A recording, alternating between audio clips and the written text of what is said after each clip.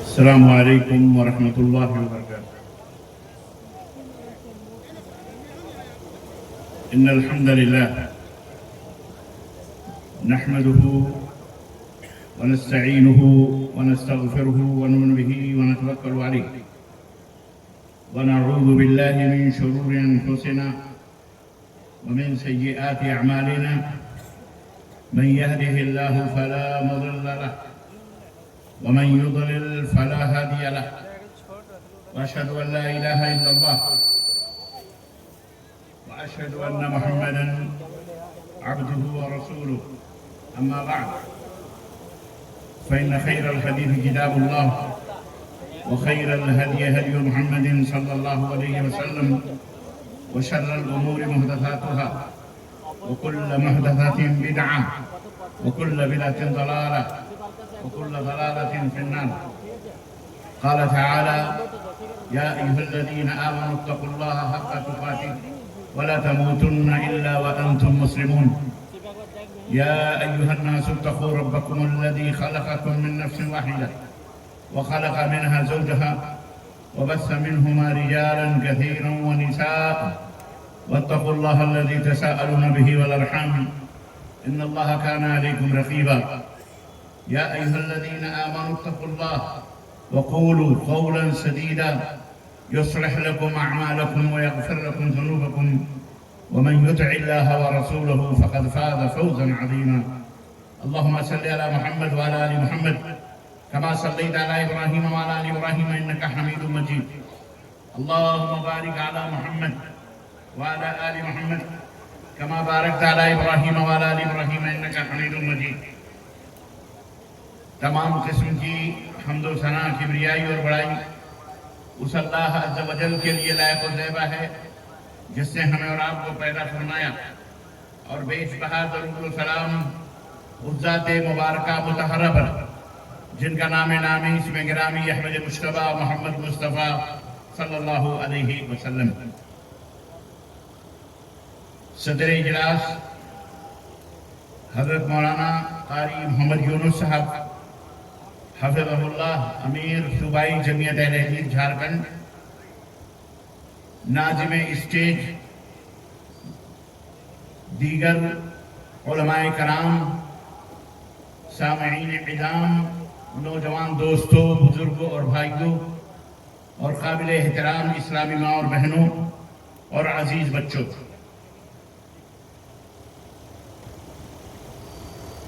آج بتاریخ 4 جون سن 2026 عیسوی کے اس عظیم الشان ایک شبی اجلاس میں جو سرزمین کیندوا، پوسٹ چین پور، ضلع جامتاڑا، جھارکھنڈ کے زیر اہتمام اس خوبصورت سے گراؤنڈ میں منعقد ہوا ہے۔ اس اجلاس میں جس موضوع پر مجھ ناچیز کو گفتگو کرنے کا حکم دیا گیا ہے وہ موضوع ہے انسانی زندگی پر توحید کے اثرات۔ اللہ عز و جل سے دعا ہے کہ اللہ تبارک و تعالی مجھے اس موضوع پر قرآن و سنت کے انبیاء اور رسول اور سلف صالحین کے واقعات کی روشنی میں آپ حضرات کی خدمت میں روشنی ڈالنے کی توفیق عطا فرمائے، اور اللہ تبارک و تعالیٰ کہنے اور سننے سے زیادہ عمل کرنے کی توفیق عطا فرمائے، آمین یا رب العالمین۔ اس سے پہلے کہ میں اپنے اس موضوع کی وضاحت کروں، عزیزان گرامی، بڑی ناسپاسی ہوگی میں اگر نوجوانان کیندوا اور یہاں کے منتظمین اجلاس کا شکریہ نہ ادا کروں کہ جنہوں نے یہ عظیم الشان اجلاس منعقد کیا، اور تن من دھن ہر ایک اعتبار سے آپ حضرات کے تعاون اور آپ حضرات کے امداد سے اتنا عظیم الشان اجلاس منعقد کیا. پھر مجھ ناچیز کو بھی اس اجلاس میں شرکت کی دعوت دی تاکہ میں بھی اپنا ایک حصہ مقرر کر سکوں. اللہ تبارک و تعالیٰ سے دعا ہے کہ اللہ تبارک و تعالیٰ جس شخص نے بھی، جس کسی نے بھی، جس بھائی نے بھی، چاہے وہ برادران وطن ہو، چاہے اپنے مسلم یا نان مسلم غیر مسلم برادری ہو، جن لوگوں نے بھی اس میں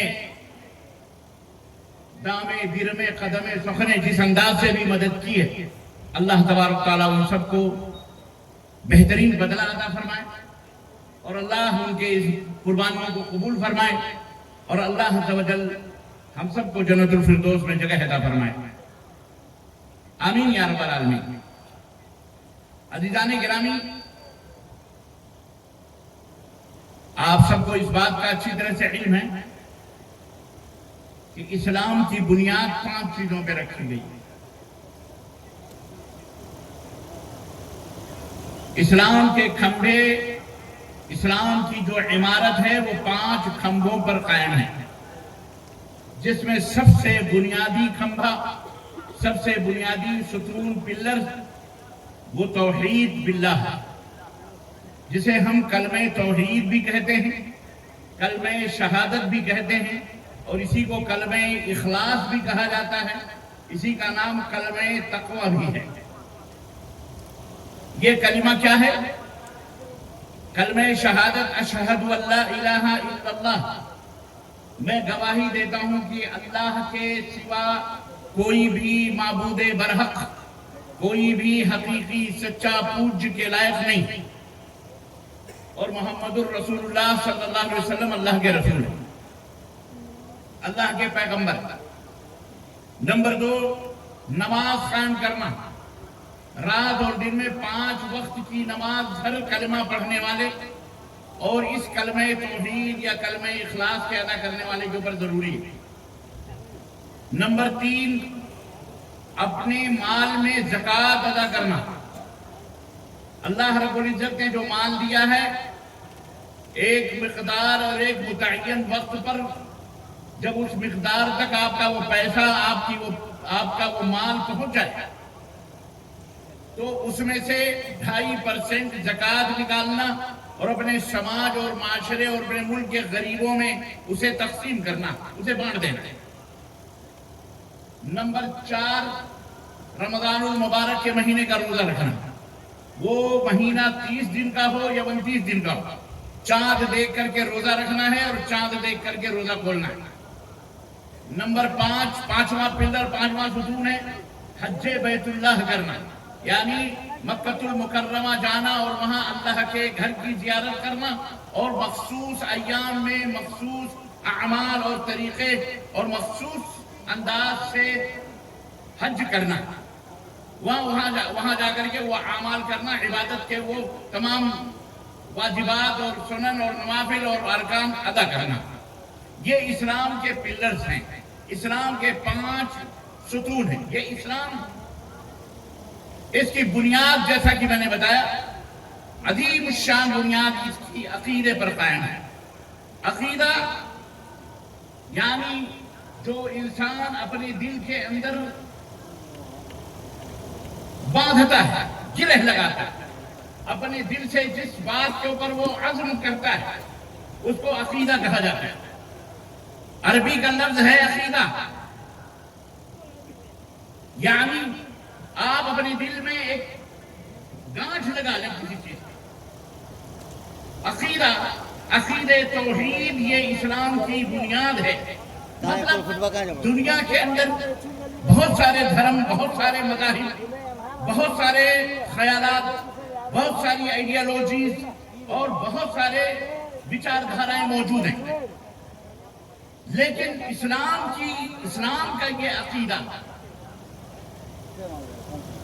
توحید کا کہ اللہ ایک ہے، اسی کی عبادت کی جائے گی، یہ عقیدہ توحید کسی کے اندر موجود نہیں ہے، کسی دھرم کے اندر یہ عقیدہ موجود نہیں ہے. یہ اگر موجود ہے اس روئے زمین پر جب سے یہ دنیا بنی ہے آج تک اور یہ قیامت تک انشاءاللہ اسلام کا وہ عظیم الشان اسلام کی خوبی ہے کہ یہ قیامت تک کے لیے موجود ہے کہ اللہ تبارک و تعالیٰ ہی کی عبادت ہوگی، اسی کے سامنے سر کو جھکایا جائے گا، اسی کے سامنے رکوع کیا جائے گا، اسی کے سامنے فریاد کی جائے گی، اسی سے مانگا جائے گا، اسی کو پکارا جائے گا، اسی کی مالا جپی جائے گی، اسی کے نام کو کا ذکر کیا جائے گا۔ وہی ذات اکیلی ہے جس نے سورج کو بنایا، چاند کو بنایا، زمین کو بنایا، آسمان کو بنایا، ہم کو بنایا، آپ کو بنایا، کائنات میں ایک ایک ذرے کو اسی نے بنایا۔ مالک الملک وہی ہے، وہی جس کو چاہتا ہے مارتا ہے، جس کو چاہتا ہے جلاتا ہے، جس کو چاہتا ہے شفا دیتا ہے، جس کو چاہتا ہے مریض بناتا ہے، جس کو چاہتا ہے بیمار کرتا ہے، جس کو چاہتا ہے امیر بناتا ہے، جس کو چاہتا ہے فقیر بناتا ہے، جس کو چاہتا ہے تخت عطا فرماتا ہے، اور جس کو چاہتا ہے تخت دار پھانسی کے پھندے پر چڑھا دیتا ہے، جس کو چاہتا ہے عزت دے، جس کو چاہے ذلت دے۔ یہ ساری کی ساری حکومتیں، یہ ساری کی ساری ذرے ذرے کی چیزیں، ان سب کے اوپر کسی کا اگر قبضہ ہے، کسی کا اگر اختیار ہے، کسی کا اگر بس چلتا ہے، اگر کسی کی حکمرانی ہے، تو یہ صرف ایک اللہ کی ذات ہے جس نے ہم سب کو پیدا کیا اور ہمارے لیے یہ زمین اور آسمان اور تمام چیزیں ہم سب کے لیے ان تمام سب چیزوں کو غلام بنا دیا اور ہمیں اپنے غلامی کے لیے اللہ تبارک تعالیٰ نے چن لیا۔ یہ خوبی ہے اسلام کی۔ اسلام کا پیغام یہ ہے، اسلام کی پہلی بنیاد، پہلی دعوت یہ ہے، اسلام کا پہلا آوازہ یہ ہے، یا ایھا الناس، یا ایھا الناس اعبدوا اللہ، یا ایھا الناس اعبدوا اللہ۔ اے کائنات کے لوگوں، اے سنسار کے واسطوں، اس اللہ کی عبادت، اعبدوا اللہ، یا ایھا الناس اعبدوا ربکم الذی خلقکم۔ اے کائنات کے لوگوں، اپنی اس پالنہار کی، اپنی اس مالک کی عبادت و بندگی کرو جس مالک نے تمہیں پیدا کیا، جو تمہاری پرورش کرنے والا ہے، جو تمہیں کھلانے والا ہے، جو تمہیں پلانے والا ہے، جو تمہیں جیون دان دینے والا ہے، اس کی تم عبادت کرو، اسی کی تم پوجا کرو جس نے تم کو پیدا کیا۔ اور وہی وہ ذات ہے جس نے تمہارے پوروجوں کو، تمہارے بزرگوں کو، تمہارے باپ کو، تمہارے دادا کو، لکڑ دادا کو، سب کو اسی نے پیدا کیا۔ لعلکم تتقون، تاکہ تم بھلے مانوس انسان بن سکو، تاکہ تم بہترین منشیہ بن سکو، سادھارن منشیہ بن سکو، اچھے انسان بن سکو، متقی اور پرہیزگار بن سکو۔ یہ اللہ کا سب سے پہلا حکم ہے، یہ اللہ کا قرآن کریم میں سب سے پہلا آرڈر ہے، اور یہ آرڈر صرف کلمہ پڑھنے والوں کے لیے نہیں بلکہ اس سنسار میں سارے انسانوں کے لیے ہے، یہ کہتے ہوئے کہ یا ایھا الناس، اے سنسار کے باسیوں، اے لوگوں، اے دنیا کے لوگوں۔ اس سے یہ بھی پتہ چلتا ہے کہ رب کا قرآن، یہ قرآن کریم جس کو ہم الحمدللہ جس کی تلاوت کرتے ہیں، جس کو ہم نمازوں کے اندر پڑھتے ہیں، تراویح کے اندر پڑھتے ہیں، نفلوں کے اندر پڑھتے ہیں، ہمیشہ اس کی تلاوت کرتے رہتے ہیں۔ یہ قرآن صرف مسلمانوں کے لیے نہیں آیا بلکہ یہ قرآن سارے سنسار کے لیے آیا ہے، ساری دنیا کے لیے آیا ہے، سارے انسانوں کے لیے اور جناتوں کے لیے یہ قرآن ہے۔ اللہ تبارک و تعالیٰ کی عبادت کرو، یہی عبادت، یہی عقیدہ توحید ہے، یہی توحید کا ہے، یعنی اللہ ایک ہے، اسی کی عبادت کریں۔ کیوں اس کی ہم عبادت کریں؟ ہم اس کی پرشنسا کیوں کریں؟ ہم اس کی پوجا کیوں کریں؟ ہم اس کے سامنے کیوں سر جھکائیں؟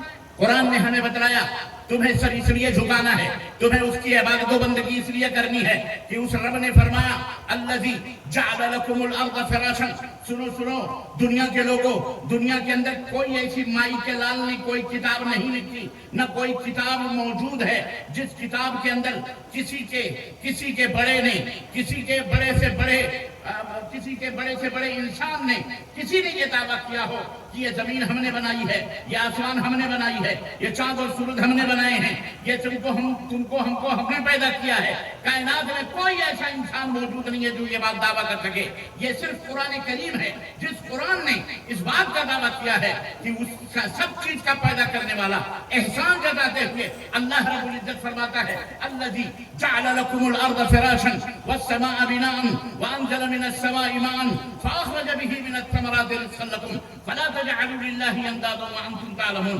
اے سنسار کے واسیوں، تم ایک اللہ کی عبادت اس لیے کرو، ایک معبود کی پرشنسا اس لیے کرو، اسی کے سامنے اپنے سر کو اس لیے جھکاؤ کیونکہ وہ رب وہ ہے، وہ پالنہار وہ ہے جس نے تمہیں بھی بنایا، تمہارے باپ داداؤں کو بھی بنایا، پوروجوں کو بھی بنایا.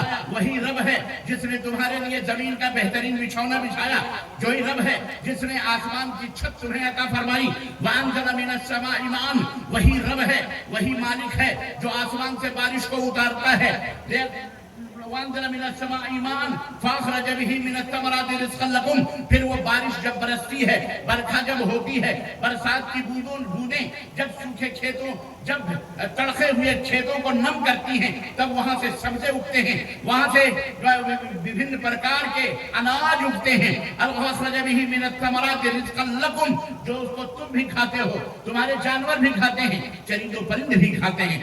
سب کچھ اسی نے اسی آسمان کے بارش سے اس زمین کے اوپر پیدا فرمایا جس سے تم بھی فائدہ اٹھاتے ہو. اور یہ حقیقت ہے، اس کا کوئی انکار نہیں کر سکتا. حیوان بھی، چرند بھی، پرند بھی، جانور بھی، سب اس سے فائدہ اٹھاتے ہیں. اسی رب نے کہا فلا تجعلوا للہ اندادا وانتم تعلمون. اے میرے بندو، اے میرے بندو، اے میری زمین پر چلنے والوں انسانوں، اے میرے آسمان کے چھت کے نیچے رہنے والے مردوں اور عورتوں، سنو، جب تم اس حقیقت کو جانتے ہو تو پھر اللہ کے ساتھ کسی کو سازیدار نہ بناؤ، اللہ کا کسی کو پارٹنر نہ بناؤ، اللہ کا کوئی شریک نہ بناؤ. اللہ کا کوئی شریک نہیں، کوئی سازیدار نہیں، نہ زمین میں ہے، نہ آسمان میں ہے، نہ زمین کے نیچے ہے، نہ آسمان کے اوپر ہے. فلا ند لہ، اس کا کوئی شریک نہیں ہے، اس کا کوئی سازیدار نہیں ہے. فلا تجعلوا للہ اندادا وانتم تعلمون. سنو، تم جانتے ہو اس حقیقت کو، تو اللہ کا کسی کو پارٹنر اور شریک نہ بناؤ. وہ اکیلا ہے. قل هو اللہ احد. اے نبی کہہ دو کہ اللہ کون ہے؟ اللہ اکیلا ہے، تنہا ہے. اللہ الصمد، وہ بے نیاز ہے ہر چیز سے. نہ اسے بھوک لگتی ہے، نہ اسے شادی کی ضرورت ہے، نہ اسے بیاہ کی ضرورت ہے، نہ اسے پیاس لگتی ہے، نہ اسے کسی چیز کی ضرورت نہیں ہے. لم یلد ولم یولد، نہ ہی وہ کسی سے جنم لیا ہے اور نہ ہی اس نے کوئی چیز، کسی چیز نے اس سے جنم لی ہے. لم یلد ولم یولد ولم یکن لہ کفوا احد. وہ اللہ وہ ہے جو تنہا اکیلا ہے، اس کا کوئی مثال، اس کا کوئی ہم مثل بھی نہیں، اس کی طرح بھی کوئی نہیں. یہ ہے اللہ. اسی کا نام ہے توحید باللہ. یہ اسلام کی سب سے اعلیٰ خوبی ہے، جو خوبی کسی بھی دین اور کسی بھی دھرم اور کسی بھی مذہب کے اندر موجود نہیں ہے. یہ بات کلیئر ہے، صاف ہے، ستھری ہے. اسی کو عقید توحید کہا جاتا ہے، جس کا مطلب یہ ہے کہ اللہ کی ذات میں نہ کوئی شریک اور نہ کوئی سازیدار، نہ کوئی پارٹنر. اللہ کے جو نام ہیں اور اس کے جو گن ہیں پیارے پیارے، نہ اس میں کوئی منشیہ، نہ کوئی چیز، نہ دنیا کی کوئی مخلوق سازیدار ہے، نہ اس کا کوئی شریک ہے، جسے ہم توحید اسماء و صفات کہتے ہیں. اور تیسری چیز توحید عبادت، توحید الوہیت. اللہ کی عبادت میں نہ کوئی شریک ہے، نہ کوئی پارٹنر ہے، نہ کوئی سازیدار ہے. جتنی بھی عبادتیں ہیں، چاہے وہ اس کا تعلق دل سے ہو، چاہے اس کا تعلق ظاہر سے ہو، چاہے اس کا تعلق باطن سے، اللہ تبارک تعالیٰ ہی عبادتوں کا مستحق ہے، وہی سجدوں کا مستحق ہے. اس کے علاوہ کسی پیڑ، کسی پودے، کسی سورج، کسی چاند، کسی منشیہ، کسی انسان، کسی حیوان، کسی جانور کے سامنے اگر تم اپنے سروں کو جھکاؤ گے تو وہ اسلام اس کی اجازت تمہیں نہیں دیتا. تم نہیں جھکا سکتے. جھکانے والا اسلام سے باہر ہو جائے گا. یہی نہیں بلکہ اگر آپ نے اپنے دل میں یہ ارادہ یا یہ نیت کیا کہ فلانے درخت سے ہم کو بیٹا ملنے والا ہے، فلانے پیڑ سے ہم کو بچی ملنے والی ہے، فلانے پتھر کے پاس جا کر کے ہم کو شفا مل جائے گی، فلانے انسان کے پاؤں دھونے کے بعد جناب اس کو سجدہ کرنے کے بعد ہمیں ہمارے گھر میں ہمیں روزی اور روزگار مل جائے گا، یہ بھی شرک باللہ ہے، اللہ تعالیٰ کے ساتھ کھلم کھلا ساجیدار اللہ کو بنانا ہے، شرک کرنا ہے، صرف دل میں آپ نے سوچا ہے، عقیدہ رکھا ہے، یہ عقیدہ بھی مشرکانہ عقیدہ ہے جس کو اسلام تسلیم نہیں کرتا۔ یہ بات سمجھ میں آئی آپ کو؟ شرک کیا ہے اور توحید کیا ہے؟ یہ اسلام کی بنیاد ہے۔ اگر کوئی انسان یہ عقیدہ رکھتے ہوئے شرک یا مشرکانہ عقیدہ، اگر وہ نماز بھی پڑھے، روزہ بھی رکھے، حج بھی کرے، زکوٰۃ بھی دے، کچھ بھی کرے، اس کی یہ ساری عبادتیں اس کے منہ پہ مار دی جائیں گی، اس کا کوئی فائدہ نہیں۔ تو عزیزان گرامی، یہی وہ پیغام تھا جو حضرت آدم سے لے کر حضرت محمد الرسول اللہ صلی اللہ علیہ وسلم تک اللہ نے نبیوں اور رسولوں کے ذریعے اپنے بندوں تک پہنچایا ہے۔ ہم سب اس کے بندے ہیں، کالا ہو، گورا ہو، امریکی ہو، جاپانی ہو، انڈین ہو، پاکستانی ہو، بنگلہ دیشی ہو، دنیا کے کسی بھی کونے میں رہنے والا کوئی بھی انسان ہو، ہم سب اس کے بندے ہیں۔ اس کو گالی دینے والا بھی اس کا بندہ ہے، اس کو نہ ماننے والا بھی اس کا بندہ ہے، اس کے سامنے سر جھکانے والا بھی اس کا بندہ ہے۔ اللہ کے غلام سب ہیں، چاہے قہرن، چاہے محبتن، چاہے جبرن، الغرض کسی بھی اعتبار سے سب اللہ کے بندے ہیں۔ اور سب کو اللہ تبارک و تعالیٰ نے ایک دین دے کر کے بھیجا، اور اس دین کا نام ہے اسلام۔ اسلام سب کا دین ہے، مسلمانوں ہی کا نہیں، بلکہ اس دنیا میں سب کا دین دین اسلام ہونا چاہیے۔ یہ اللہ تبارک و تعالیٰ کی مرضی ہے، اس کی چاہت ہے۔ ہم نے اس کی مرضی اور اس کی چاہت جانی کیسے؟ اللہ نے قرآن کریم میں فرمایا، ان الدین عند اللہ الاسلام۔ اے دنیا کے لوگوں، دین اگر اللہ کو کوئی پسند دین ہے تو وہ اللہ کے نزدیک دین اسلام ہے، اور یہ دین اسلام ہے۔ اللہ رب العزت نے فرمایا، وَمَن يَبْتَغِ غَيْرَ الْإِسْلَامِ دِينًا فَلَن يُقْبَلَ مِنْهُ وَهُوَ فِي الْآخِرَةِ مِنَ الْخَاسِرِينَ۔ اگر اللہ کے دین اسلام کے علاوہ مرنے کے بعد اگر کوئی دوسرا دین تم اللہ کے پاس لاؤ گے تو اللہ رب العزت نے فرمایا وہ تمہارے منہ پہ مار دیا جائے گا۔ اللہ تبارک و تعالیٰ کے یہاں تم خسارہ گھاٹا اٹھانے والوں میں سے ہو جاؤ گے، یعنی جہنم میں چلے جاؤ گے۔ اچھا جناب علی، اللہ رب العزت نے فرمایا، وَلَقَدْ بَعَثْنَا فِي كُلِّ أُمَّةٍ رَسُولًا أَنِ اعْبُدُوا اللَّهَ وَاجْتَنِبُوا الطَّاغُوتَ۔ اے دنیا کے لوگوں سنو، ہم نے ہر قوم کے اندر، ہم نے ہر ملت کے اندر، ہر گروہ کے اندر ہم نے کوئی نہ کوئی نبی اور رسول ضرور بھیجا ہے۔ یہ بات اللہ رب العزت نے قرآن میں بتائی۔ دنیا کے ہر گوشے میں کہیں نہ کہیں نبی آیا ہے، رسول آیا ہے، اور سارے رسولوں اور نبیوں نے ایک ہی بات کہی ہے، کیا؟ اللہ کی عبادت کرو اور شیطانوں کی عبادت سے پرہیز کرو، دور رہو۔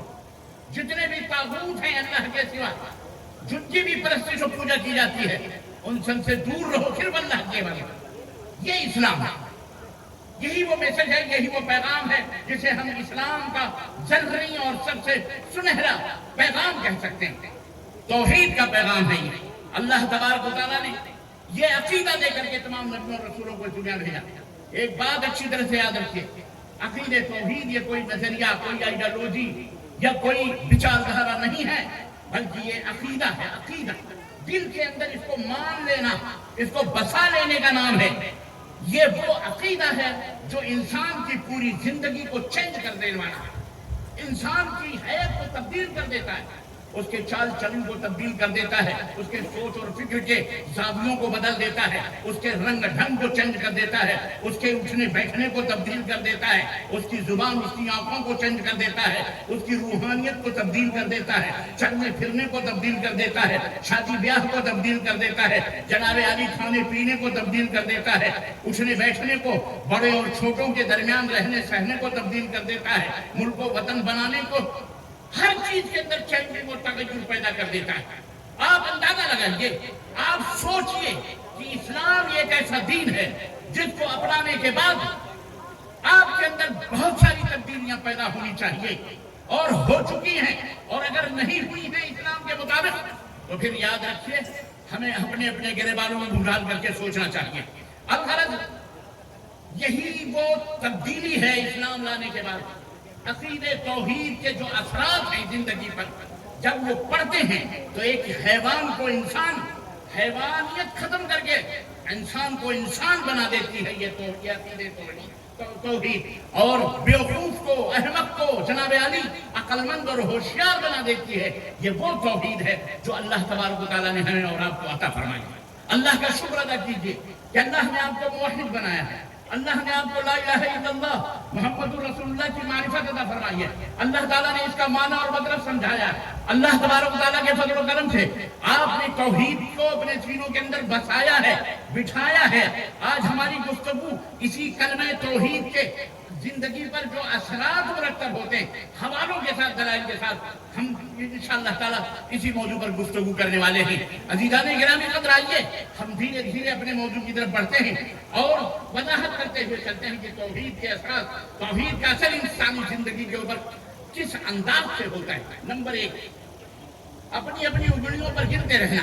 ہم کو رات گزر جائے اگر گناتے رہیں، جیسا کہ میں نے بتایا، ہر چیز کے اوپر ایفیکٹ پڑتا ہے، اٹھنے بیٹھنے پر، کھانے پینے پر، بولنے چالنے پر، لین دین کے اوپر، تجارت پر، حکومت پر، معیشت پر، معاش پر، شادی بیاہ پر، دل پر، نماز، عبادتوں پر، بندگیوں پر، ہر چیز میں تبدیلیاں توحید کی وجہ سے وہ اثرات پیدا ہوتے ہیں کہ انسان کی زندگی پوری دنیا کے اندر ایک نمونہ بن جاتی ہے۔ اللہ اکبر۔ اور حق اور باطل اور کالے اور گورے اور اسی طرح اچھے اور برے کی تمیز آٹومیٹک طور پر پیدا ہو جاتی ہے۔ آئیے سب سے پہلا ایفیکٹ، سب سے پہلا توحید کا جو اثر انسان کے دل پر پڑتا ہے، انسان کی زندگی میں پڑتا ہے، وہ یہ ہے کہ جو بندہ توحید اپنے سینے میں بسا لیتا ہے، وہ انسان، توحید ایک ایسی چیز ہے کہ وہ انسان کو ڈائریکٹ اللہ تبارک و تعالیٰ سے جوڑ دیتی ہے۔ انسان ڈائریکٹ اللہ تعالیٰ سے جڑ جاتا ہے، مالک سے جڑ جاتا ہے، پیدا کرنے والی، اتنا بڑا مالک، اتنا بڑا اللہ، اس سے اس کا کنیکشن مل جاتا ہے، ڈائریکٹ اللہ تبارک و تعالیٰ سے وہ جڑتا ہے، توحید جوڑ دیتی ہے۔ کیسے؟ جب بندہ اپنے دل کے اندر اللہ پر یقین رکھتا ہے اور یہ سوچتا ہے کہ اللہ ہی نفع کر پہنچانے والا، اللہ ہی نقصان دینے والا، اللہ ہی عزت بخشنے والا، اللہ ہی کی ذات ہے جو زندگی اور موت عطا کرنے والی ہے، اللہ ہی کے ہاتھ میں مرنا اور جینا ہے، مارنا اور جلانا ہے، اللہ ہی کے ہاتھ میں شفا ہے، اللہ ہی کے ہاتھ میں روزی ہے، اللہ ہی کے ہاتھ میں کھانا پینا اٹھنا بیٹھنا سب کچھ، پوری زندگی ہے، ہر حال میں اللہ ہی ہے۔ تو پھر میرے عزیزو، زندگی کے ہر موڑ پر جب بھی اسے کوئی ضرورت ہوتی ہے تو وہ کس کی طرف اس کا دل جاتا ہے، اس کی نگاہ کس کی طرف اٹھتی ہے؟ ذرا زور سے بولنا، اللہ کی طرف اٹھتی ہے۔ ہر حال میں وہ اپنے اللہ کو پکارتا ہے، ہر حال میں وہ اپنے اللہ کو یاد کرتا ہے، اسے ٹھوکر بھی اگر پاؤں میں لگتی ہے تو وہ اللہ یا بسم اللہ اپنی زبان سے نکالتا ہے۔ وہ جب سواری پر بیٹھتا ہے تو اللہ اکبر کہہ کر کے سواری کے اوپر بیٹھتا ہے۔ جب وہ کھانے کے لیے بیٹھتا ہے تو کیا کہتا ہے؟ ذرا بولیے، ذرا کیا کہتا ہے؟ بولو ذرا، کندوا کے لوگوں، وہ کیا پڑھ کر کے کھانا کھاتا ہے؟ بسم اللہ کر کے کھانا، یعنی کھانے پر بھی اللہ کا نام لیتا ہے۔ جب اس کا پیٹ بھر جاتا ہے، شکم بھر جاتا ہے اس کا، تو پھر وہ کیا کہتا ہے؟ الحمدللہ، وہاں بھی اللہ کو یاد کرتا ہے عبادت و بندگی کے لیے۔ جب وضو بناتا ہے تو وہاں بھی وضو بنانے سے پہلے کیا پڑھتا ہے؟ بسم اللہ پڑھتا ہے۔ اور جب وضو بنا کر کے وہ ختم کرتا ہے تو کیا پڑھتا ہے؟ اشہد ان لا الہ الا اللہ واشہد ان محمدا عبدہ ورسولہ۔ الغرض ہر حال میں، ہر چیز میں، یہاں تک کہ میں اس غرفے، اس کمرے کی بات کروں، اس بیڈ روم کی بات کروں، جب وہ اپنی بیوی سے ہم بستر ہوتا ہے، اس موقع پر بھی اسے اللہ یاد آتا ہے، اور اللہ کے نبی نے جو اسے دعا بتائی ہے اللہ کے نام سے، وہ دعا پڑھ کر کے اپنی بیوی سے وہ ہم بستر ہوتا ہے۔ یہی نہیں، جب وہ حمام میں جاتا ہے، ٹوائلٹ کے اندر جاتا ہے تو کیا کہتا ہے؟ اللہ کے نبی نے فرمایا جب ٹوائلٹ کے اندر جاؤ، باتھ روم میں جاؤ تو اپنے بائیں پیر کو پہلے بڑھاؤ اور دعا پڑھو۔ کون سی دعا پڑھو؟ بولو اعوذ باللہ من الخبث والخبائث۔ اللہ ہی کو یاد کرتا ہے۔ تو غرض توحید ایک ایسی چیز ہے، توحید ایک ایسی نعمت ہے جو انسان کو ڈائریکٹلی کس سے جوڑتی ہے؟ بولو اللہ عز و جل سے جوڑتی ہے. خوشی ہو تو اللہ کا شکر ادا کرتا ہے, غم ہو تو اللہ تعالیٰ کو یاد کر کے اس سے دعا کرتا ہے, الہا کرتا ہے. اس سے پتہ چلتا ہے کہ توحید کا اثر کتنا گہرا ہوتا ہے. اب اگر یہاں پہ اس کے الٹا کوئی انسان کرتا ہے, ٹھوکر لگی کہا یا غوث المدد, دکھ آئی تو کہا یا غوث المدد, کسی نے چھپڑ مارے یا خواجہ غریب نواز, اللہ کو چھوڑ کر غیروں کو پکارتا ہے, پتہ چل گیا یہ ایمان والا نہیں ہے, یہ مشرک ہے, یہ بے ایمان ہے, یہ بدذات ہے, یہ اللہ کا باغی ہے, یہ اللہ کے ساتھ شرک کرنے والا ہے. پتہ یہ چلا وہ اسلام والا بظاہر اسلام کا دعویٰ کرتا ہے, لیکن باطنی طور پر اس کے اندر اللہ کا کلمہ, اللہ کا معنی, اللہ تبارک و تعالیٰ کی حکومت اور اس کا اختیار, اس کی اقتدار اس کے دل کے اوپر ہرگز قائم و دائم نہیں ہے. وہ جھوٹا مومن ہے, وہ جھوٹا مسلم. نمبر 1, باتیں بہت ہیں, تفصیلات بہت ہیں, میں آپ کو نمبر 2 کے پاس لے کے چلتا ہوں. نمبر 2, توحید جب دل کے اندر پیدا ہوتی تو اعتماد پیدا ہوتا ہے, انسان کا بھروسہ پیدا ہوتا ہے, اور بزدل سے بزدل آدمی بھی بہادر بن جاتا ہے. واللہ بدل بہادری پیدا ہوتا ہے. آپ کہیں گے یہ کیسے؟ ایک موحد شخص غیر اللہ سے نہیں ڈرتا. ایک توحید کا وہ بندہ جس کے دل میں اللہ تبارک و تعالیٰ کی حکومت اور اللہ تبارک و تعالیٰ کی عبادت اور اللہ کا خوف ہوتا ہے, وہ اللہ کے سوا کسی سے بولو نہیں ڈرتا ہے. اور جس کے دل میں اللہ نہیں ہوتا, یا جس کے دل میں توحید نہیں ہوتی ہے, توحید باللہ نہیں ہوتی, وہ حاجی صاحب بازار جا رہے تھے, تھیلا ٹانگے ہوئے, منہ لٹکائے ہوئے, تھوڑی دیر کے بعد واپس آ رہے. حجر نے پوچھا کیا ہوا حاجی صاحب, آپ تو بازار جا رہے تھے, کیا بات ہو گئی, منہ لٹکائے ہوئے چلے آئے. حاجی صاحب کہنے لگے کیا کہنے بیگم, وہ اصل میں بلی نے راستہ کاٹ دیا. بلی نے بولو راستہ کاٹ دیا, راستہ کاٹ دیا بلی نے. اب آپ یہ سوچئے بلی کے بیچاری کے راستہ کاٹنے سے حاجی صاحب کی زندگی متدلدل ہو چکی. حاجی صاحب نے بازار کرنا ہی چھوڑ دیا, مارے ڈر گئے. ناگہانی طور پر کوئی حادثہ پیش ہے, ناگہانی طور پر کوئی مشکل میں آ جائے, کچھ نہ کچھ ہو سکتا ہے. ایسے ہی بعض لوگوں نے یہ بھی کہاوتیں بنائی ہوئی, ارے اگر گھر سے باہر نکلے فلاں کا چہرہ دیکھ لیا تو وہ دن سارے کا دن منحوس ہو گیا, فلاں نے آدمی سے مل لیے وہ دن منحوس ہو گیا, کتا اگر ایسا کر لیا تو منحوس ہو.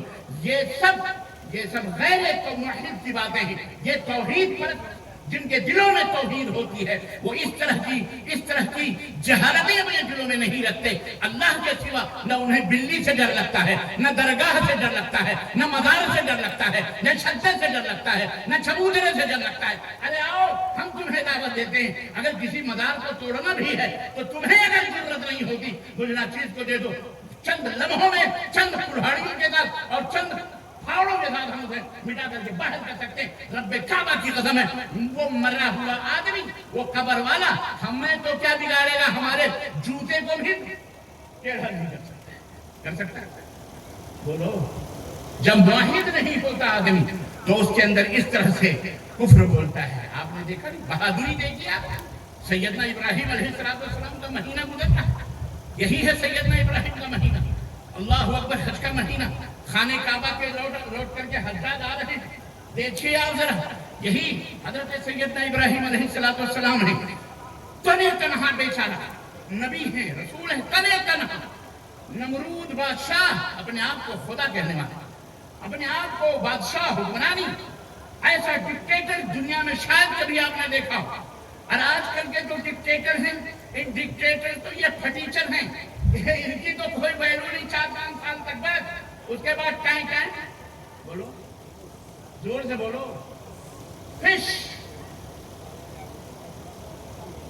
کرایہ دار ہیں, ذاتی مکان چھوڑیے, کرایہ دار ہیں, ذاتی مکان, کرایہ دار ہیں, اور اتنی دھمکیاں, اتنی بمڑیاں, اتنی دعوے, اتنی اللہ اکبر. ایسا لگتا ہے,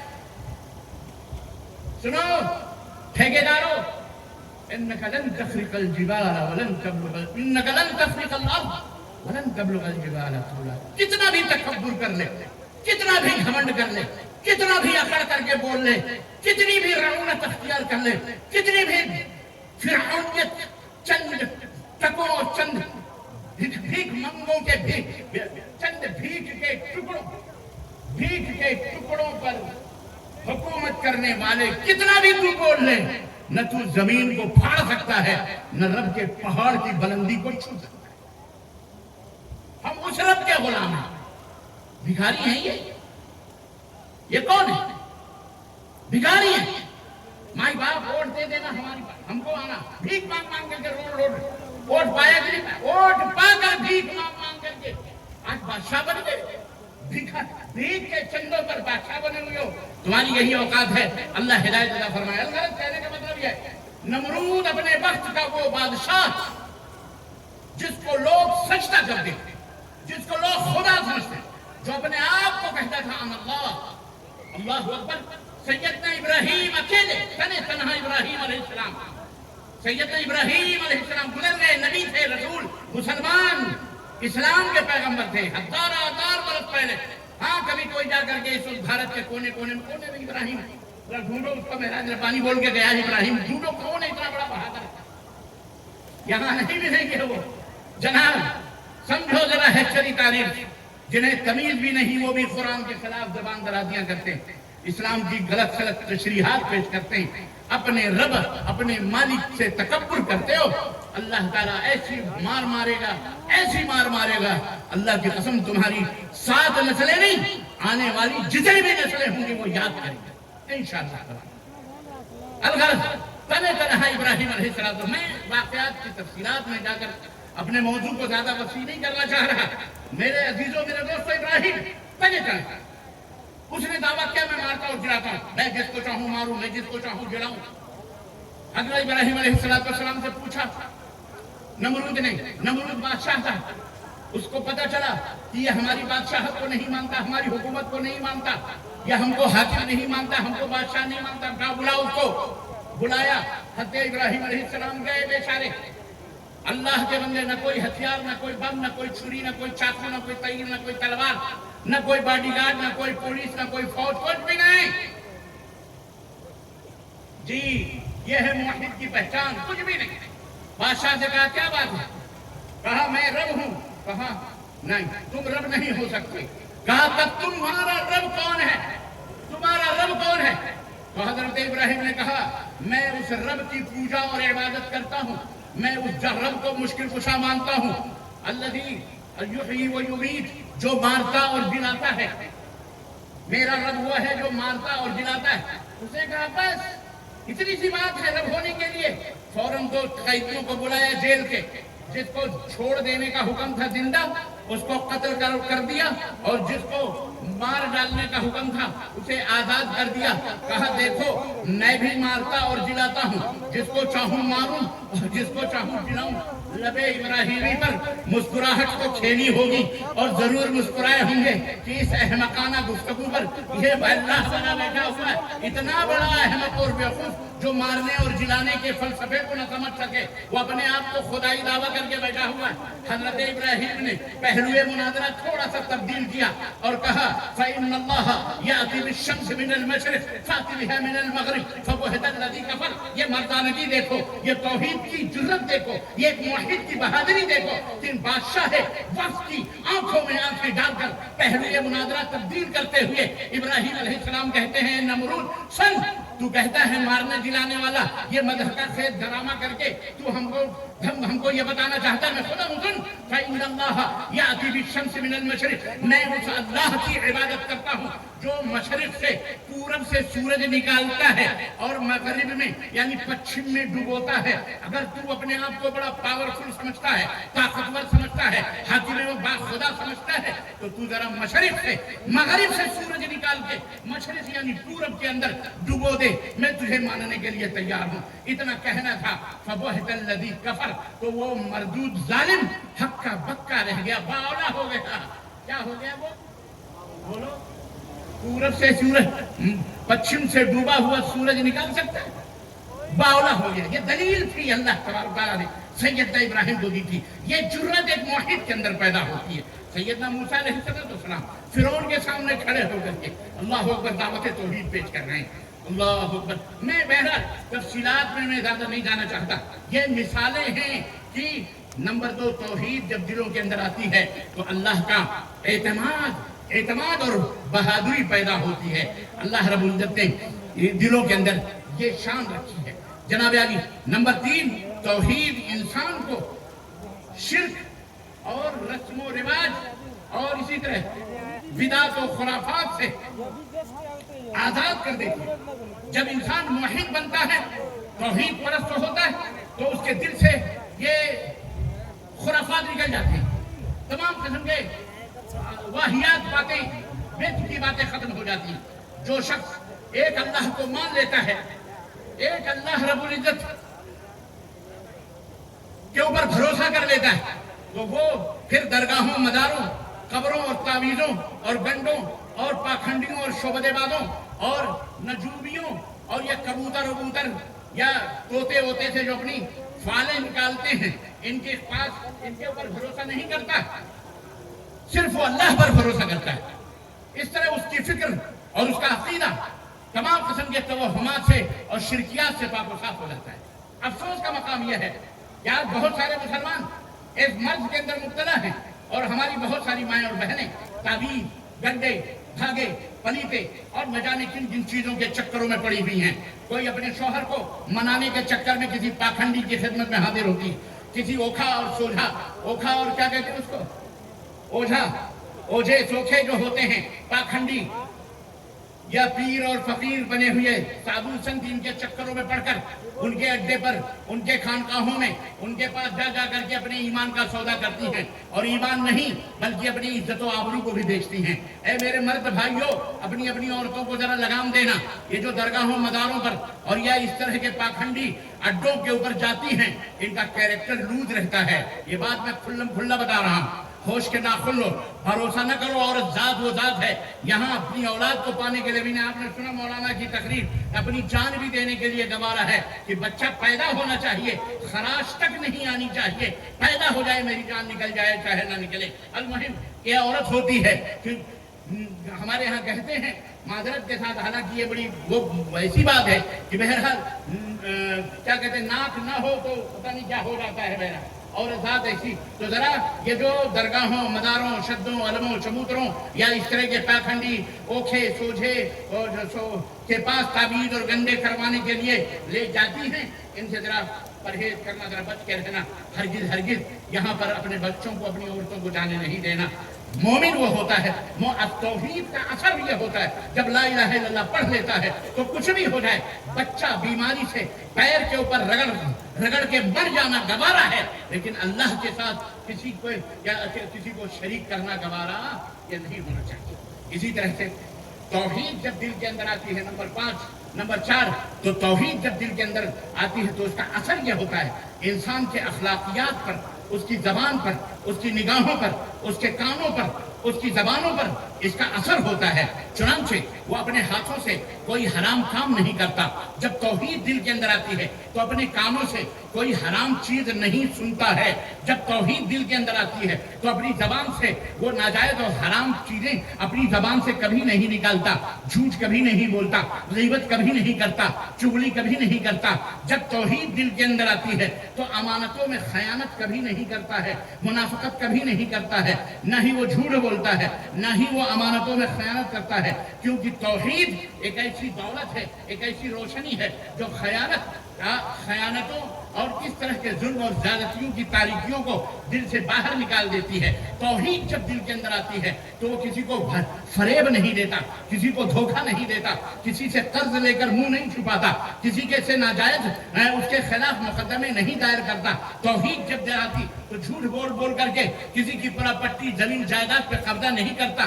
توحید جب دل کے اندر آتی ہے جناب علی تو سچائی, امانت داری, عدل اور انصاف اور حسن اخلاق کا اور حسن زبان کا انسان پیکر بن جاتا ہے. توحید اسے یہ دولت, اس کا اثر یہ ہوتا ہے.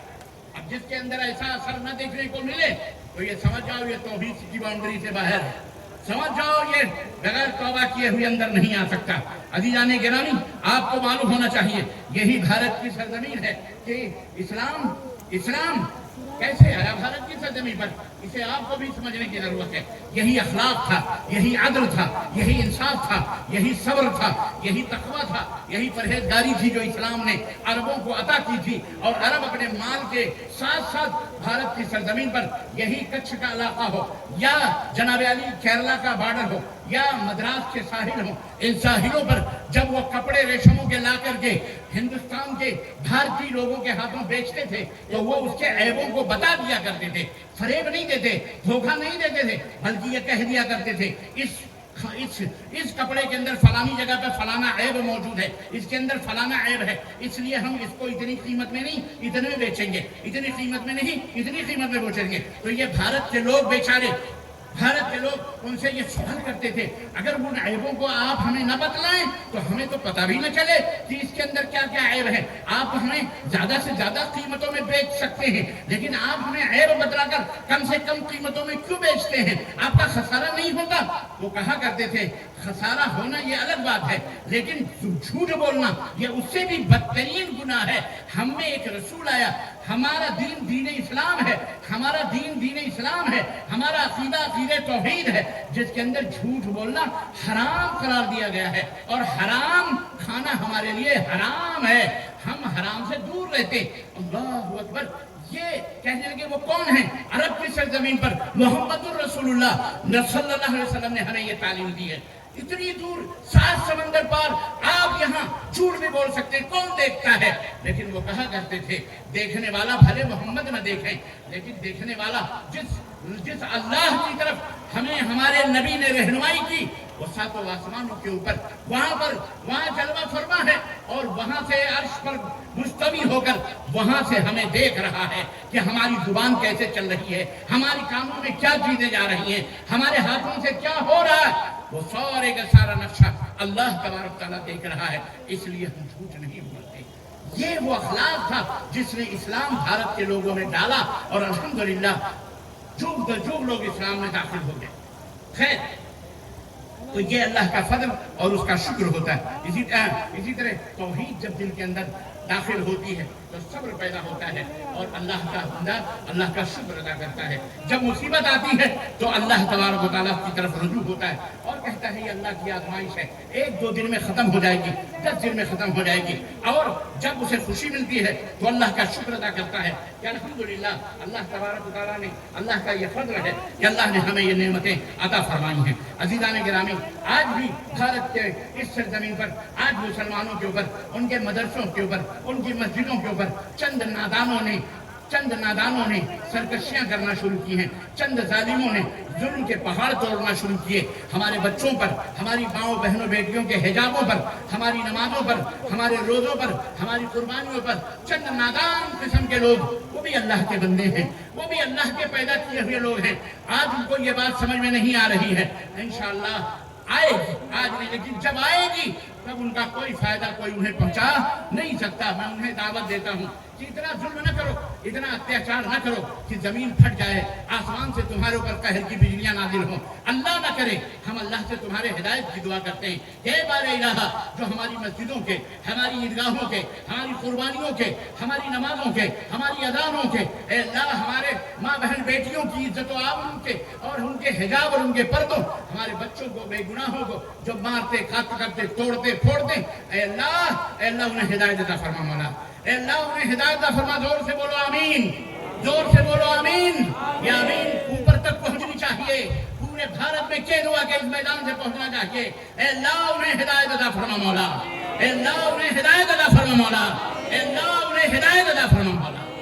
ہم تو اللہ کے نبی کے چاہنے والے, اللہم اہد قومی فإنہم لا یعلمون ہیں, ہم وہ نہیں جانتے. عزیزان گرامی, اور چھٹا اثر توحید کا یہ ہوتا ہے جب انسان کی دل کے اندر توحید جا کے بیٹھتی ہے تو انسان کو اس کے مقصد زندگی یاد دلاتا, زندگی کا مقصد اس کے سمجھ میں آتا ہے. جب ایک انسان موحد بنتا ہے تو یہ سوچتا ہے آخر ہم پیدا کیوں ہوئے, یہ زمین اور آسمان کس لیے بنائے گئے, ہمیں کیوں پیدا کیا گیا, کیا جانوروں کی طرح پیٹ بھرنے, کھانے پینے, بس اسی لیے ہم کو پیدا کیا گیا, یہ ہمارا کوئی پیدائش کا مقصد ہے. یہ توحید اسے راستہ بتلاتی ہے, اسے روشنی دیتی ہے کہ اے اللہ کے بندے تو توحید پرست ہوا ہے، اللہ کا تو نے کلمہ پڑھا ہے، اللہ تبارک و تعالیٰ کو اپنے دل میں بٹھایا ہے، بسایا ہے، تو سن تیری زندگی کا مقصد اللہ نے قرآن میں بتلایا وَمَا خَلَقْتُ الْجِنَّ وَالْإِنسَ إِلَّا لِيَعْبُدُونَ۔ ہاں تم صرف کھیت جوتنے، بزنس کرنے، تجارت کرنے اور شادی بیاہ کر کے بچوں پہ بچے پیدا کرنے کے لیے نہیں پیدا کیے گئے، بلکہ اللہ نے تمہیں اپنی عبادت و بندگی کے لیے پیدا کیا ہے۔ اللہ کی عبادت کرو، اللہ کی بندگی کرو، اس کے بارے میں علم حاصل کرو، جانکاری حاصل کرو، اس کے لیے جانکاری کے لیے مساجد کا رخ کرو، مدرسوں کا رخ کرو، وہاں بیٹھو، قرآن کے معنی کو سمجھو، مفہوم کو سمجھو، احادیث کو پڑھو۔ حضرت سفیان ثوری رحمت اللہ علیہ فرماتے ہیں تمہارے بچے جتنے بھی ہیں، لڑکے ہیں یا لڑکیاں، مار مار کر کے ان کو دین سکھلاؤ، سب سے پہلے قرآن سکھلاؤ، سب سے پہلے انہیں دین بتلاؤ، دین کیا ہے۔ نہیں تو قیامت کے دن اے ماں اور باپ کہلانے والوں، قیامت کے دن تمہارے گلے ناپے جائیں گے۔ اپنے بچوں اور بچیوں کو اسلام کی تعلیمات سب سے پہلے دو، یہ سمجھ رہے ہیں آپ۔ اسی طرح سے نمبر 7، توحید جب دلوں کے اندر پیدا ہوتی ہے تو جناب علی امت میں اتحاد پیدا ہوتا ہے، امت میں اتحاد پیدا ہوتا ہے، دلوں کے اندر محبت پیدا ہوتی ہے۔ کیا آپ نے دیکھا نہیں حضرات صحابہ کرام رضوان اللہ علیہم اجمعین کو کہ کس طرح آپس میں ایک دوسرے کے دشمن تھے؟ مدینے کے اندر آپ نے دیکھا نہیں اوس و خزرج ایک دوسرے کے ایسے دشمن تھے کہ دیکھنا گوارا نہیں کرتے تھے، لیکن جب اسلام، جب یہی توحید ان کے دلوں کے اندر آئی تو کس طرح سے شیر و شکر ہو گئے، اللہ اکبر، کس طرح سے آپس میں بھائی بھائی بن گئے۔ اللہ نے سورہ بقرہ میں اسی کی یاد دلاتے ہوئے فرمایا ہے کہ اذ کنتم اعداء فالف بین قلوبکم، تم تو ایک دوسرے کے دشمن تھے، یہ اللہ تعالیٰ ہی ہے جس سے تمہارے دلوں میں محبت پیدا کی۔ فاصبحتم بنعمتہ اخوانا، تو اللہ کے فضل و کرم سے تم بھائی بھائی بن گئے۔ تو عزیزان گرامی، یہ اتحاد امت کا بنیادی سبب توحید ہے۔ آج جو ہم مسلمانوں کے درمیان جو سب توحید کی بات کر رہے ہیں، یہ جو اختلاف دیکھ رہے ہیں، مساجد کا اختلاف، مدارس کا اختلاف، درسوں کا اختلاف، جو کچھ بھی آپ دیکھ رہے ہیں، فقہوں کا اختلاف، دین کے سمجھنے کا اختلاف، اس کا سبب یہ ہے کہ ان کے عقیدے درست اور صحیح، بولو دیکھ سال میں نے جو 5-6 دن پہلے ہمارے شیخ مفتی شمال مملکت ہائی شیخ عبداللہ بن صالح العبیران، میں نے ان کی زیارت کی، کہا کیسے، کیا حال چال ہے؟ میں نے بتایا کہ شیخ ایسے ایسے حالات، کہنے لگے اس کا صرف ایک ہی حل ہے، اور وہ حل ہے کہ لوگوں کے ایمان اور عقیدے کتاب اللہ اور سنت رسول اللہ کے مطابق۔ اگر لوگوں کے عقیدے وہاں کے مسلمانوں کے قرآن و سنت کے مطابق ہو گئے، دیکھ سال ختم ہے، اللہ تبارک و تعالیٰ انہیں کبھی ذلیل و رسوا نہیں فرمائے۔ یہ ہے توحید، یہ ہے کہ جب دلوں میں اترتی ہے تو اتحاد پیدا ہوتا ہے۔ اللہ اکبر۔ اور اسی دعوت توحید نے صحابہ کو شیر و شکر کر دیا۔ کیوں؟ وہ سمجھنے لگے جب سب کا رب ایک ہے، جب سب کا قرآن ایک ہے، جب سب کا رسول ایک ہے، جب سب کا قبلہ ایک ہے، جب سب کا کعبہ ایک ہے، تو پھر ہم سب ایک کیوں نہیں ہو سکتے؟ ہم سب کیوں نہیں؟ فرقہ بندی ہے کہیں اور کہیں جاتے ہیں، کیا زمانے میں پنپنے کی یہی باتیں ہیں؟ یوں تو سید بھی ہو، مرزا بھی، افغان بھی ہو، تم سبھی پوچھو، بتاؤ کہ مسلمان؟ اے میرے مسلمان بھائیو، اتحاد پیدا کرو دلوں کے، آپس میں اتحاد پیدا کرو۔ یہ مذہبی فرقہ بندیاں، یہ قرآن و سنت سے ہٹ کر ایمان اور عقیدے، توحید باللہ کی تشریحات، شرک اور بدعات اور خرافات، یہ ہرگز اسلام نہیں۔ توبہ کرو اللہ۔ تو محترم حاضرین کرام، الغرض کہنے کا مطلب یہ ہے کہ توحید انسان کے روح کی غذا، دل کا سکون اور زندگی کا مقصد اور آخرت کی کامیابی کی ضمانت ہے۔ جس قدر انسان کا تعلق توحید کے ساتھ جتنا مضبوط ہوگا، اسی قدر اس کی زندگی پاکیزہ ہوگی، باوقار ہوگی، کامیاب ہوگی۔ اللہ تعالیٰ سے دعا کرے مل جل کر کے کہ اللہ تعالیٰ ہمیں خالص توحید باللہ کی، خالص توحید کو سمجھنے اور اس کے مطابق اپنی زندگی گزارنے اور دنیا کو اس کے مطابق دعوت دینے کی توفیق عطا فرمائے۔ یہی میرا پیغام ہے اور یہی سوز دل ہے اور یہی درد دل ہے جو کہنے کے لیے اتنی دور سے آپ حضرات کی خدمت میں آیا تھا۔ اللہ عز و جل، اللہ تعالی ہم سب کو اس پیغام کو سننے، سمجھنے اور عمل کرنے کی توفیق عطا فرمائے۔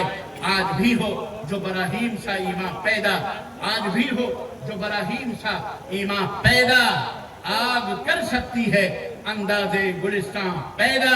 عزیزان گرامی، سبق پڑھ نوجوانوں، سبق پڑھ پھر عدالت کا، شجاعت کا، صداقت کا، سبق پڑھ پھر عدالت کا، صداقت کا، شجاعت کا، لیا جائے گا تجھ سے کام دنیا کی امامت کا۔ وآخر دعوانا ان الحمدللہ رب العالمین، والسلام علیکم ورحمۃ اللہ وبرکاتہ۔